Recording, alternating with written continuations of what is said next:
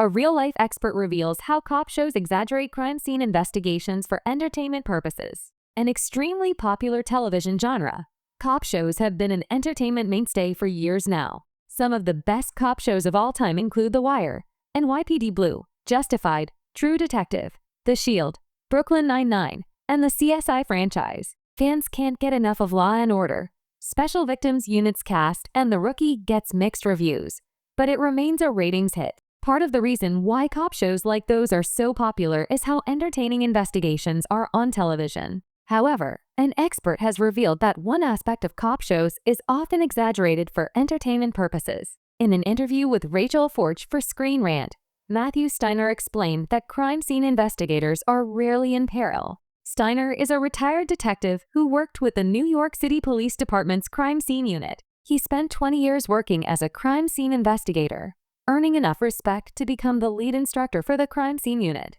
While speaking to Screen Rant, Steiner stated that crime scene investigators are rarely in danger. He then explained that during his lengthy career, he was only in danger a handful of times, including being shot at once. Steiner also stated that one thing that cop shows get right is that criminals sometimes return to the scene. Check out his comments below. Screen Rant. Okay.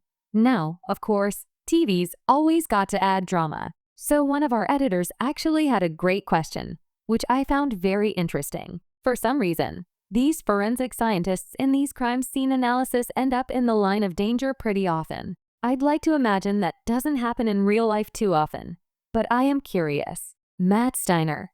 Super rare. It can happen. It's happened to me a very few amount of times, but it can happen. My career, I've responded to and investigated thousands of scenes, over 2,000 scenes. In the show, they show them getting into shootouts all the time, and I've been shot at once at a crime scene, and that was it. And that's rare. Most of my coworkers never have. It was New Year's Eve. I think it was like 2000 right after the ball drops. There's an officer-involved shooting. And then a couple hours later on the next corner is another officer-involved shooting. And in between those two crime scenes, some lunatic comes out of the house and starts firing at us, and then runs back in the house. I didn't shoot back, or didn't have any real chance to even recognize what happened. But that is once out of thousands of times in 25 years. Most people, yeah, they go their career without facing any real danger. But it can happen because what happens is a crime scene. Sometimes they come back. And that's why you have other officers there that are safeguarding that crime scene. You have other investigators there that are doing the interviews.